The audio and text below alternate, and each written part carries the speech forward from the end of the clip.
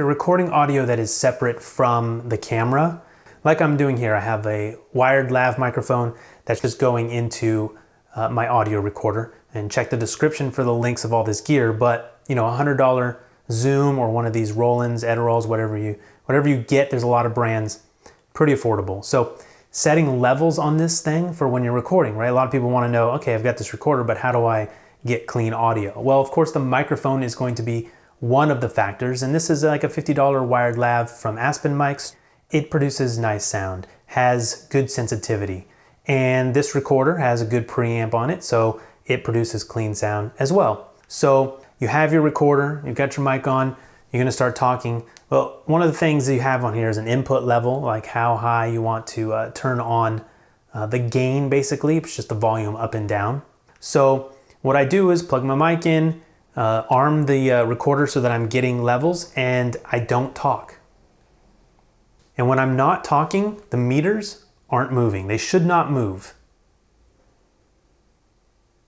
So bring up your level until the meters start to activate when you're not talking.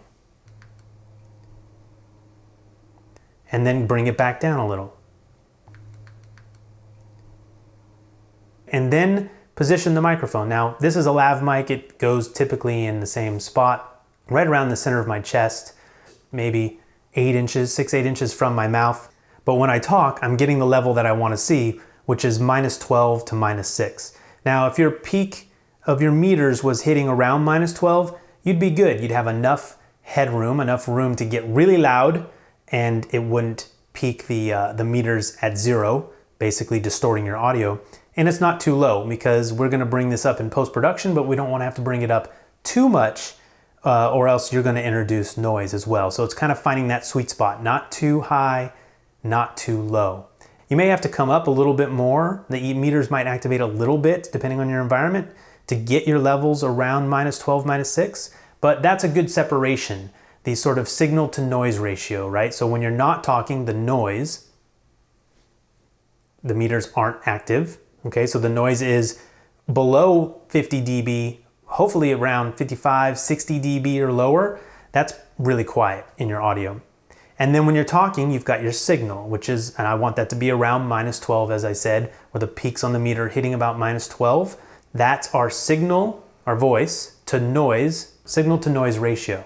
And that's a good way to set up your recorder to get quality audio. Now, your environment's gonna be another crucial factor when you are getting quality audio. If I had stuff in the background that was producing a lot of noise, then that's gonna come through the microphone most likely as hiss. That fridge back there, if it was, you know, doing whatever, cycling through its defrost stage or something and making noise, that could be coming into your audio and sound like hiss. I have a computer over there, I hear a hard drive. If it was too close, that would be hiss. So your environment, your microphone, your recorder, these are all essential elements to getting clean audio. And then there is setting the level. Now, if you have a noisy background, you might be outside. So the meters activating might be fine. That's gonna be, you know, part of the shooting environment. If I was sitting here and you heard a lot of noise, it would be weird because there's not much going on in this environment. It would just be noise. But if I was outside, it would make sense to have noise. So in that case, just set your meters so we are getting those peaks around -12, and then we'll bring it up in post-production. Don't worry as much about the background level unless it's just something really annoying like a jackhammer going off. Riding a hammer is sure a rough shake. And then you need to find a new place to shoot. So that's one way to set your recorder so you know you're gonna get a good signal to noise ratio, a clean audio recording for you to use in post-production. All right, I will see you next time.